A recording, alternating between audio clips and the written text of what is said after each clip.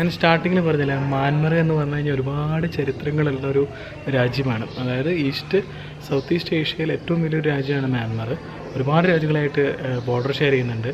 അപ്പോൾ പണ്ട് ഇവിടെ രാജഭരണമായിരുന്നു. അത് കഴിഞ്ഞിട്ട് മിലിറ്ററി ഏറ്റെടുക്കുക ചെയ്ത ഭരണം. അത് എന്താ പറയുക, നമ്മളിപ്പോൾ സിനിമകളിലും അതേപോലെ പല ഇതിലും കണ്ടിട്ടുണ്ട്. മിലിറ്ററി ഏറ്റെടുക്കുകയാണ് ചെയ്തത് ഈ ഒരു മ്യാൻമറിൻ്റെ ഭരണം. അപ്പം അന്നത്തെ കാലത്തെ രാജാക്കന്മാരുടെ കാര്യങ്ങളുമൊക്കെയാണ് ഈ മാണ്ടലയിൽ അവർ കാണിച്ചു വെച്ചിരിക്കുന്ന ഈ ഗ്രാൻഡ് പാലസിൻ്റെ അകത്ത്. നമ്മളിപ്പോൾ ഗ്രാൻഡ് പാലസിൻ്റെ അകത്തെത്തി. അപ്പോൾ അത് കുറച്ച് നടക്കാണ്ടെന്നാണ് പറഞ്ഞത്. അപ്പോൾ ഒരു ഏകദേശം 1-2 കിലോമീറ്റർ ഉണ്ട്. നമുക്ക് അങ്ങോട്ട് ഇപ്പോൾ ഒരു ബൈക്ക് ടാക്സി ഇവിടെ നിന്ന് കിട്ടി. നമ്മുടെ ബൈക്ക് പുറത്ത് വയ്ക്കണം, നമ്മുടെ ബൈക്ക് അകത്ത് കയറ്റത്തില്ല. അപ്പോൾ അവരൊരു ബൈക്ക് ടാക്സി നമുക്ക് അകത്ത് പോകാം.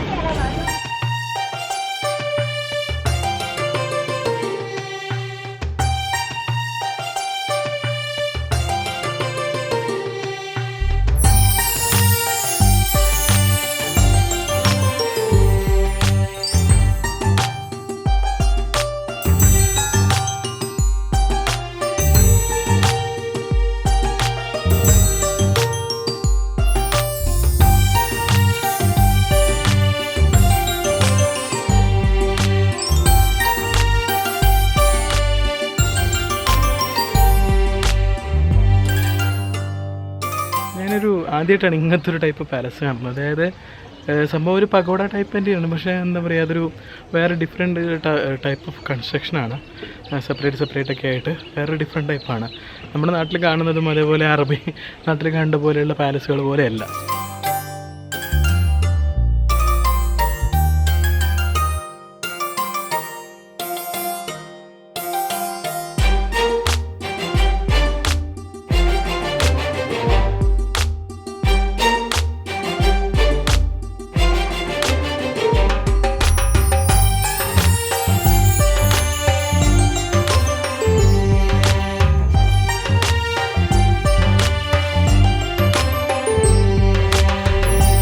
ഇതിൻ്റെ ഫ്ലോർ എന്ന് പറയുന്നത് കംപ്ലീറ്റ് ഭൂമിയിൽ നിന്ന് മുകളിലേക്ക് പൊക്കി വെച്ചിട്ട് വുഡ് കൊണ്ടാണ് ഉണ്ടാക്കിയിരിക്കുന്നത്. ഇപ്പോൾ ചെരുപ്പില്ലാണ്ട് നടക്കുമ്പോൾ ഈ പഴയതുകൊണ്ട് ചില ആണികളൊക്കെ കാലുമൊക്കെ കയറുന്നുണ്ട്. ഇതാണ് സെൻട്രൽ പാലസ്. ഇവിടെയാണ് കിങ്ങൊക്കെ ഇരിക്കുന്നതെന്നാണ് പറയുന്നത്. നമുക്ക് അതിൻ്റെ അകത്തൊന്ന് കയറി നോക്കാം. കിങ് തിബ ആൻഡ് ക്യൂൻ സുപ്പയലാത്ത് 1878 തൊട്ട് 1885 വരെയുള്ള കിങ്ങും ക്യൂനാണുള്ളത്. ഇത് ആ രാജാവ് ഇരുന്നതിൻ്റെ തൊട്ട് പിന്നിലുള്ള റൂമാണ്. ഇവിടെ കട്ടിലൊക്കെ കണ്ടിട്ട് ഇത് ബെഡ്റൂം പോലെ ആവാനാണ് ഒരു ചാൻസ്. നല്ല ബിൽഡിങ് തൂണുകളൊക്കെ നല്ല ക്രിസ്റ്റൽ കൊണ്ടൊക്കെ അലങ്കരിച്ചിട്ടുണ്ട്. ബെഡ്റൂം തന്നെ ആവാനാണ് ചാൻസ്.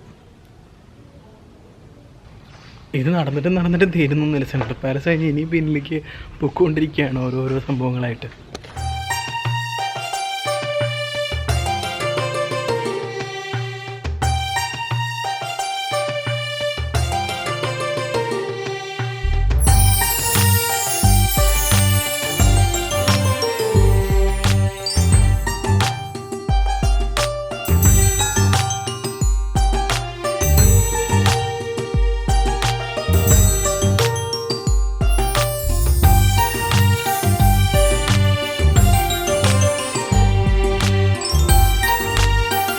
വരുമ്പോൾ തന്നെ നമുക്ക് മനസ്സിലാവും ഇതിനുള്ള ഭയങ്കര സെറ്റപ്പാണ്. കാരണം എന്ന് വെച്ചാൽ വലിയൊരു കോട്ടമതിലാണ്.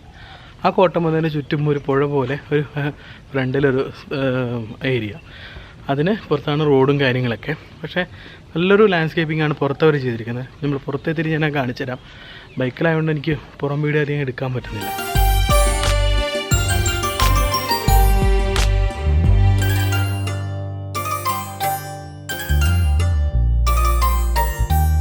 ഇവിടെ ഇങ്ങനെ കുറേ വീടുകൾ പോലെ ഉണ്ട് ഈ സെൻട്രൽ പാലസിൻ്റെ ബാക്കിലായിട്ട്. അപ്പോൾ ഒന്നെങ്കിൽ ഇത് മന്ത്രിമാരെയോ അല്ലെങ്കിൽ അങ്ങനെ രാജകുടുംബങ്ങളിലെ ആരെങ്കിലും വീടുകളായിരിക്കണം അന്നത്തെ കാലത്ത്, അല്ലെങ്കിൽ ഇവിടുത്തെ പ്രജകളുടെ വീടായിരിക്കണം. പക്ഷേ അമേസിങ്, കംപ്ലീറ്റ് വുഡാണ്, എല്ലാം വുഡാണ്. അതായത് റൂഫായാലും അതേപോലെ നമ്മുടെ താഴെ ഫ്ലോറായാലും കംപ്ലീറ്റ് വുഡിലാണ് ഇവർ തീർത്തിരിക്കുന്നത്. ആ ഒരു ആർക്കിടെക്ചറൽ എന്താ പറയുക, അമേസിങ് നിങ്ങൾ വന്ന് തന്നെ കാണണം. എത്രത്തോളം പറഞ്ഞാൽ നിങ്ങൾക്ക് അതിൻ്റെ ഒരു ഇത് കിട്ടുമെന്ന് എനിക്കറിയില്ല. ഇവിടെയും ഫസ്റ്റ് ഫ്ലോർ കയറാൻ വേണ്ടിയിട്ട് പറ്റുന്നില്ല, എല്ലാവിടെയും ക്ലോസ്ഡാണ്. ഫസ്റ്റ് ഫ്ലോറിലേക്ക് കയറാൻ സമ്മതിക്കുന്നില്ല. പക്ഷേ ബാക്കി ഗ്രൗണ്ട് ഫ്ലോർ കംപ്ലീറ്റ് ഓപ്പണാണ്. നമ്മുടെ മലയാളികൾ ഈ തായ്ലാൻഡ്, സിംഗപ്പൂർ, മലേഷ്യയൊക്കെ വിട്ടിട്ട് ഇടയ്ക്കൊന്ന് മ്യാൻമർ പിടിക്കണമെന്നേ ഞാൻ പറയുള്ളൂ. കാരണം വിസ കിട്ടാനൊക്കെ വളരെ എളുപ്പമാണ്. ഓൺലൈനിൽ സബ്മിറ്റ് ചെയ്ത് നിങ്ങൾക്ക് സൂപ്പറായിട്ട് വിസ കിട്ടും. പിന്നെ എന്തായാലും നിങ്ങൾ മലേഷ്യ അവിടെ വരുന്നത് അവിടെ നിന്നൊരു 1.5 മണിക്കൂർ 2 മണിക്കൂർ ട്രാവലിങ്ങേ ഉള്ളൂ ഈ മ്യാൻമറിലേക്ക്. അപ്പോൾ സുഖമായിട്ട് വന്ന് കാണാൻ പറ്റുന്നേ. ടൂറിസ്റ്റുകളൊന്നും അധികം ഇല്ല, വളരെ ചീപ്പാണ് യാത്ര ചെയ്യാനും, അതേപോലെ ഫുഡും കാര്യങ്ങളായ വളരെ ചീപ്പാണ്. അധികം ടൂറിസ്റ്റുകൾ ആരും ഇല്ല ഇവിടെ. ഞാൻ കണ്ടപ്പോൾ ചൈനക്കാരും അതേപോലെ കുറച്ച് ഫോറിനേഴ്സും അല്ലാതെ വേറെ ആരുമില്ല. ബഗാനിലാണെന്ന് വെച്ച് കഴിഞ്ഞാൽ കംപ്ലീറ്റ് ഫോറിനേഴ്സ് മാത്രമേ ഉള്ളൂ. ഒരു മലയാളിയെ പോലും കണ്ടില്ല. മലയാളികളുണ്ട് ഇവിടെ, മ്യാൻമറിലുണ്ടെന്ന് അറിയാം, പക്ഷേ നമുക്കാരും അറിയില്ല അങ്ങനെ. അപ്പോൾ നിങ്ങളൊക്കെ ഒന്ന് ഗ്യാപ്പ് കിട്ടുമ്പോൾ അതേപോലെ സമയം കിട്ടുകയാണെന്ന് വെച്ചാൽ മ്യാൻമറും കൂടി ഒന്ന് പരിഗണിക്കണം എന്ന് മാത്രമേ ഞാൻ പറയുന്നുള്ളൂ. അപ്പോൾ നിങ്ങൾ മാണ്ടലെ വരികയാണെങ്കിൽ മറക്കണ്ട ഗ്രാൻഡ് പാലസ്, ഇത് മിസ് ചെയ്യാതെ പോകരുത്. വൺ ഓഫ് ദ മേജർ അട്രാക്ഷനാണ് മാണ്ടലയിൽ. ഇനി ഇവിടെ ഒരു വുഡ് കൊണ്ടുള്ള റിവറോ ഇതുകൂടാതെ ഇവിടെ ഒരു വുഡ് ബ്രിഡ്ജുള്ള, ഒരു ലോങ്ങസ്റ്റ് വുഡ് ബ്രിഡ്ജുള്ള വേൾഡിലെ ഒരു ബെസ്റ്റ് ഒരു എന്താ പറയുക ബ്രിഡ്ജുണ്ട്.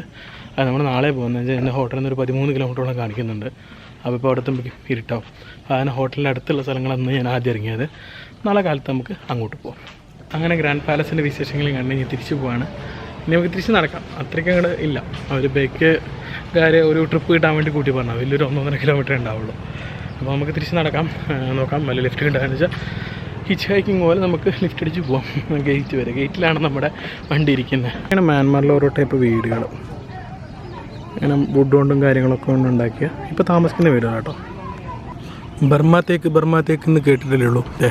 ഇതാണ് ബർമൻ തേക്ക്, ചെറിയ തൈയാണ്. തിരിച്ച് ഗേറ്റിലേക്ക് ഏകദേശം 1 കിലോമീറ്റർ നടക്കാറുണ്ട്, 1.5 കിലോമീറ്റർ. അപ്പോൾ നമ്മൾ നടന്നുകൊണ്ടിരിക്കുകയാണ് ബാക്ക് ബ്രിഡ്ജിൽ. നമ്മൾ നടന്നുകൊണ്ടിരിക്കുകയാണ് ഈ ബാക്ക് വേയിൽ കൂടെ നടന്നുകൊണ്ടിരിക്കുകയാണ്. ഒരു 5 മിനിറ്റ് കൊണ്ട് നടന്നെത്താം. അത് കഴിഞ്ഞ് നോക്കട്ടെ, ലൈറ്റിങ് പോകാറായിട്ടുണ്ട്, ഓൾമോസ്റ്റ് പോയി തുടങ്ങി. അവിടെ നമുക്ക് എന്തെങ്കിലുമൊക്കെ കാണിക്കാൻ പറ്റും. ഇതാണ് കേട്ടോ ഗ്രാൻഡ് പാലസിൻ്റെ കവാടം. എന്താണെന്നറിയില്ല, അവിടെ എത്തുമ്പോൾ എല്ലാ വണ്ടികളും ഓഫ് ചെയ്ത് തള്ളിയിട്ടാണ് പോകുന്നത്. വെച്ച് ഇവിടെ ലോക്കൽസിന് വണ്ടി ഉള്ളിലേക്ക് കടത്താം, അവിടെ എത്തുമ്പോൾ അവർ വണ്ടി തള്ളിയിട്ടാണ് പോകുന്നത്. എന്താ കാരണം എന്നെനിക്കറിയില്ല. ഇതാണ് ഞാൻ പറഞ്ഞ ഗ്രാൻഡ് പാലസിൻ്റെ പുറത്ത് വലിയൊരു കോട്ടമതിൽ പോലെ ഉണ്ടെന്ന് പറഞ്ഞില്ല, ആ കോട്ടമതിലാണിത്. ഇതിന് തൊട്ടിപ്പുറത്തായിട്ട് ഒരു വാട്ടർ ഫ്രണ്ടേജും ഉണ്ട്. ഇതൊരു ചുറ്റും ഒരു സർക്കിൾ പോലെ കിടക്കുന്ന, ആ സർക്കിളിന് കംപ്ലീറ്റ് ഈ ഒരു വാട്ടർ എന്താ പറയുക ഫ്രണ്ടേജ് ഉണ്ട്. നിങ്ങൾക്ക് ഗൂഗിളിൽ നോക്കി കഴിഞ്ഞാൽ മാപ്പിൽ സൂം ചെയ്ത് കഴിഞ്ഞാൽ അത് കാണാൻ പറ്റും. ശരിക്കും നമുക്ക് ഗ്രാൻഡ് പാലസും അതിൻ്റെ ചുറ്റും കാണാനുള്ള അനുമതി തന്നിട്ടുള്ളൂ ഫോറിനേഴ്സിന്. ഇതിന് ചുറ്റും ഇവർ ലോക്കൽസ് കുറേ ആൾക്കാർ, അതായത് മ്യാൻമറുകാർ താമസിക്കുന്നുണ്ട്. അവിടെ നമ്മൾക്ക് എൻട്രി പോലുമില്ല, റെസ്ട്രിക്റ്റഡ് ഏരിയ ആണ്. മിലിറ്ററി ഉണ്ട്, റെസ്ട്രിക്റ്റഡ് ഏരിയ ആണ്, അവിടെ നമ്മൾ കടക്കാൻ തന്നെ പാടില്ല. അതുപോലെ നമ്മുടെ വണ്ടിയും കൊണ്ടുപോകാൻ പാടില്ല, അവരുടെ വണ്ടി അവർക്ക് കൊണ്ടുപോകാൻ കുഴപ്പമില്ല. പക്ഷേ കുറേ റെസ്ട്രിക്ഷൻസും കാര്യങ്ങളും എന്തൊക്കെയോ ഉണ്ട് ഇതിൻ്റെ അകത്ത്. അതിനെക്കുറിച്ച് കൂടുതൽ ചരിത്രങ്ങൾ അറിയില്ല, കാരണം ഇവിടെ ആരോടും ചോദിച്ച് മനസ്സിലാക്കാനുള്ള ഒരു ഭാഷ വലിയൊരു പ്രശ്നം തന്നെയാണ്. കണ്ട് മനസ്സിലാക്കുക, ആംഗ്യ ഭാഷയിൽ കാര്യം നടത്തുക എന്നുള്ളത് മാത്രമേ ഉള്ളൂ.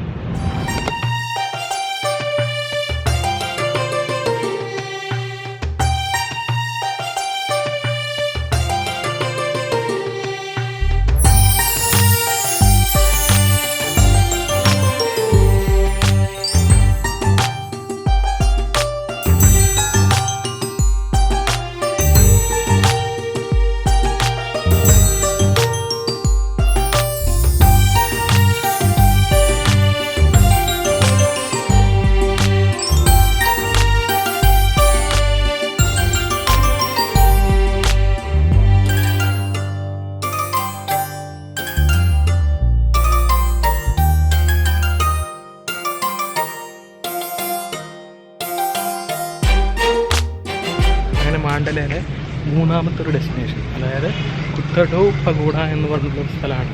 അപ്പോൾ ഞാനത് ഗൂഗിൾ സെർച്ച് ചെയ്തപ്പോഴാണ് കണ്ടത് ഈ ഒരു സ്ഥലത്തിനെ കുറിച്ച്. അതിനെക്കുറിച്ച് തേടി മാപ്പിട്ട് വന്നതാണ് ഇങ്ങോട്ട്. ബൈക്ക് അവിടെ പാർക്ക് ചെയ്തിട്ടുണ്ട്. നമുക്കിനി അകത്ത് കിടക്കാം. ഈ പഗോഡയ്ക്ക് ചെറിയൊരു പ്രത്യേകതയുണ്ട്, ഞാൻ അകത്തുനിന്ന് കാണിച്ചു തരാം.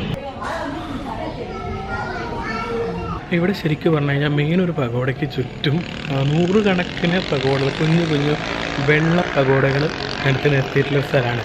ഞാൻ ഇതിൻ്റെ ഡിസ്ക്രിപ്ഷനിൽ എൻ്റെ സ്ഥലത്തിൻ്റെ പേര് തരാം, നിങ്ങളൊന്ന് ഗൂഗിളിൽ തപ്പി നോക്കിക്കോളൂ. അതിൻ്റെ ഒരു ഏരിയൽ വ്യൂ നിങ്ങൾക്ക് ഫോട്ടോയിൽ കാണാം. ഇവിടെ ഡ്രോൺ ഷോട്ടൊന്നും അവൈലബിൾ അല്ല, എൻ്റെ ഡ്രോണും ഇല്ല.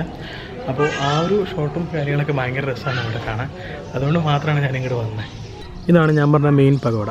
ഈ പഗോഡയ്ക്ക് ചുറ്റും കണ്ടോ വെള്ള ചെറിയ ചെറിയ പഗോഡകൾ കണ്ടോ. ഇതാണ് ഞാൻ പറഞ്ഞ ഇവിടുത്തെ പ്രത്യേകത. സാധാരണ ഒരു പഗോഡ മാത്രമല്ലേ ഉണ്ടാവാറുള്ളൂ, ഇതിങ്ങനെ കംപ്ലീറ്റ് നിരത്തി വെച്ചേക്കാണ്, അതും വളരെ ഭംഗിയിൽ. അപ്പോൾ ആ പഗോഡ കണ്ടില്ലേ. ഇനി നമുക്ക് ഈ വെള്ള കുഞ്ഞു കുഞ്ഞു പകോടയുടെ ഉള്ളിലേക്ക് അങ്ങനെ നയിക്കാം. നല്ല രസമാണ് അതിൻ്റെ ഉള്ളിൽ കാണിച്ചു തരാം. നല്ല പഴുത്ത മാമ്പഴം ഇങ്ങനെ ആദ്യമായിട്ടാണ് കാണുന്നത്. ഞാൻ നിങ്ങളോട് പറഞ്ഞില്ലേ ആ ഒരു പകോട, അതായത് സെൻറ്ററിൽ കണ്ടോ പകോട, ആ സെൻറ്ററിൽ പകോട ഏത് ചുറ്റും കണ്ടോ, ഇതാണ് ആ ഒരു പ്രത്യേകത. ഇത് ഇവിടെ ഒരു സ്റ്റാച്ചു ഉണ്ടാക്കി വെച്ചേക്കാം അവർ. ഇതുള്ളതുകൊണ്ട് നിങ്ങൾക്ക് പറഞ്ഞുതരാൻ മനസ്സിലായി. ഇത് കണ്ടിട്ട് 100ഓളം പകോടകളൊന്നുമല്ല, ഏകദേശം ഒരു 1000 എണ്ണത്തോളം ഉണ്ട്. കണ്ടാൽ തന്നെ ഏകദേശം ഒരു റോ തന്നെ 20 എണ്ണം വെച്ചിട്ട് ഇഷ്ടം പോലെ ഉണ്ട്. നല്ലൊരു ഏരിയയിൽ കണ്ടോ. ഇവിടെ മാത്രമല്ല, ഈ പകോടയുടെ ഇപ്പുറത്തും ഉണ്ട്. ഇതിൻ്റെ നാച്ചുറലായിട്ട് കാണണമെങ്കിൽ ക്യാമറ ഞാനൊന്നും അങ്ങോട്ട് തിരിച്ചാൽ മതി. ഇതാണ് ആ നാച്ചുറലായിട്ട്. ഇവിടെ നമുക്ക് ഈ നാച്ചുറലിൻ്റെ ഉള്ളിലേക്ക് ഒന്ന് കയറാം. ഇതാണ് ഒറിജിനലായിട്ടുള്ള സംഭവങ്ങൾ. ഇവിടെ തന്നെ കുറേ എണ്ണം ഉണ്ട്. ഒരു റോയിൽ 20-25 എണ്ണം അങ്ങനെ വെച്ചുണ്ട്. ഇതിനിടയിൽ നടന്നു പോകാൻ ഭയങ്കര രസമായിട്ടത്. ഇതിൻ്റെ ഇടയിൽ കൂടെ കംപ്ലീറ്റ് പോകുമ്പോഴും ഇപ്പുറത്തും 2 സൈഡ് 2 പകോടകളാണ്. പക്ഷേ ഇതിൻ്റെ അകത്ത് ഞാൻ കാണിച്ചാൽ, ഇതിൻ്റെ അകത്ത് ഫുള്ള് ലെറ്ററിങ് എഴുതിയിട്ടുള്ള ഒരു കല്ലാണ്. ഒരു മിനിറ്റ്,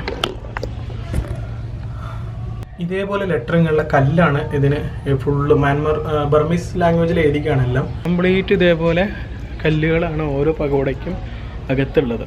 അല്ലാതെ കൂടുതലൊന്നും വേറെ വിഗ്രഹങ്ങളോ പ്രതിഷ്ഠകളോ കാര്യങ്ങളൊന്നുമില്ല. കംപ്ലീറ്റ് ഇതാണ്.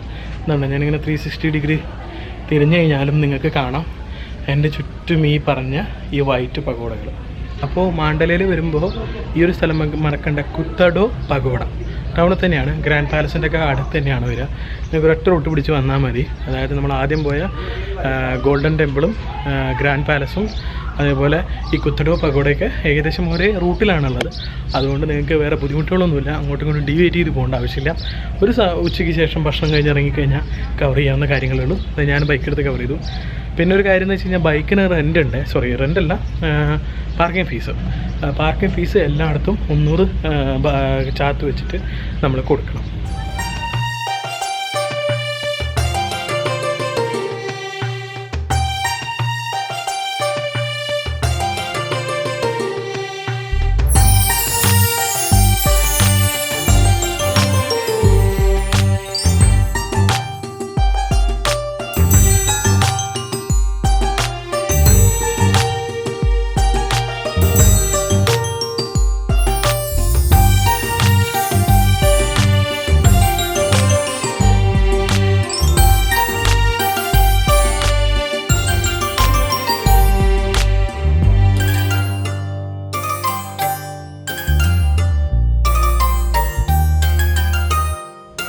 ഞാൻ നേരത്തെ പറഞ്ഞല്ലോ കുറേ കല്ലുകളിൽ എഴുതി വെച്ചിരിക്കുന്നുണ്ട്. ഇതിന് വേറെയും ഒരു പേര് ഈ ഒരു ടെമ്പിളിനുണ്ട്. അതായത് വേൾഡ് ലാർജസ്റ്റ് ബുക്ക് എന്ന് നിങ്ങൾ ഗൂഗിൾ ടൈപ്പ് ചെയ്ത് കഴിഞ്ഞ് കഴിഞ്ഞാൽ ഇവിടെ കിട്ടുക. മ്യാൻമർ ഹില്ലിൻ്റെ താഴെ കുത്തഡോ പഗോഡയുടെ ഇതിലാണ് ഈ വേൾഡ് ലാർജസ്റ്റ് ബുക്ക്. അതായത് ഈ കല്ലുകളെല്ലാം കൂട്ടി വെച്ചിട്ടാണോ അവർ ഉദ്ദേശിക്കുന്നത്, എന്താണ് ഉദ്ദേശിക്കുന്നത് അറിയുന്നില്ല.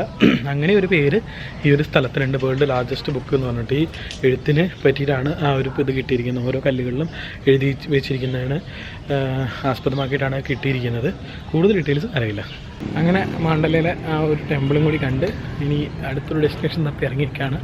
മഴ ഇതുവരെ വന്നിട്ടില്ല, കാറ് മൂടി കിടക്കുന്നുണ്ട്. മഴ വന്ന എല്ലാ പ്ലാനിങ്ങും പൊടിയും. ഇപ്പോൾ ഒരു 6 ഇവിടെ. ഇനിയിപ്പോൾ നൈറ്റ് മാർക്കറ്റുകളും കാര്യങ്ങളാണ് അടുത്ത കോൺസെൻട്രേഷൻ. നമുക്ക് നീങ്ങാം. വണ്ടി അവിടെ തന്നെയുണ്ട്, ചെരുപ്പും പോയിട്ടില്ല. പണ്ട് നമ്മുടെ നാട്ടിൽ എൻ്റെ ചെറുപ്പകാലത്തൊക്കെ ഒരു വണ്ടി ഉണ്ടായിരുന്നു, ഹോണ്ടയുടെ സ്ട്രീറ്റ് എന്ന് പറഞ്ഞിട്ട്. നമ്മുടെ MITയുടെ ചെറിയൊരു വകഭേദമായിട്ട് ഗിയറില്ലാത്ത ഒരു വണ്ടി. ഗിയറുണ്ട് പക്ഷേ ക്ലച്ച് ഇല്ലാത്ത വണ്ടി. അതേപോലത്തെ വണ്ടികളാണ് ഇവിടെ കൂടുതലും. കണ്ടില്ലേ, ക്ലച്ചില്ല പക്ഷേ ഗിയറുണ്ട്, ക്ലച്ചില്ല പക്ഷേ ഓടിക്കാൻ നല്ല സുഖമാണ്. ക്ലച്ചൊന്നും പിടിക്കാതെ നമുക്ക് സുഖമായിട്ട് ഓടിക്കാം. നാളെ നമുക്ക് ഒരു ഓട്ടോമാറ്റിക് വണ്ടി എടുക്കാം. കാരണം ഈ ഗിയറിലുകൊണ്ട് എനിക്ക് ഷോട്ടിൽ എടുക്കാൻ പറ്റുന്നില്ല. GoPro ഫിക്സ് ചെയ്യാനുള്ള ഇതൊന്നും ഇവിടെ ഇതിൽ ആക്സസറീസ് കാണുന്നില്ല. അപ്പോൾ അന്ന് പെട്ടെന്നുണ്ടായ ഒരു തീരുമാനമല്ല, നാളെ നമുക്ക് ശരിയാക്കാം. അങ്ങനെ ഇന്ന് നമ്മളെ മഴ ചെറുതായിട്ടൊന്നും ചതിച്ചിട്ടുണ്ടായിരുന്നു. ഈവനിങ് ടൈമിൽ മഴ വന്നു, കുറച്ച് സ്ഥലത്ത് കയറിയിരുന്നു. അങ്ങനെ പാത്തുമ്പതിങ്ങൊക്കെ ഹോട്ടലിലെത്തി. പെട്ടെന്ന് ക്യാമറ ഒന്നും നല്ലതുകൊണ്ട് എടുക്കാൻ പറ്റിയില്ല. നല്ല മഴയായിരുന്നു. കുറേ നേരം വെയിറ്റ് ചെയ്യേണ്ടി വന്നു ആ മഴ ഒന്ന് കഴിയാൻ വേണ്ടിയിട്ട്. എന്നിട്ട് വേറെ വഴിയിൽ ഭക്ഷണം കഴിച്ചിട്ട് ആണ് വന്നത്. അപ്പോൾ നൈറ്റ് സ്ട്രീറ്റ് ഭാഗത്ത് കാണിക്കാൻ പറ്റിയില്ല. നാളെ നൈറ്റ് നമ്മൾ മാണ്ടലയിലില്ല, അതുകൊണ്ട് ഇനി നൈറ്റ് ഒന്നും ഇല്ല മാണ്ടലയിൽ. അങ്ങോട്ടുള്ള എന്തെങ്കിലും ഉണ്ടെങ്കിൽ കാണിക്കാം.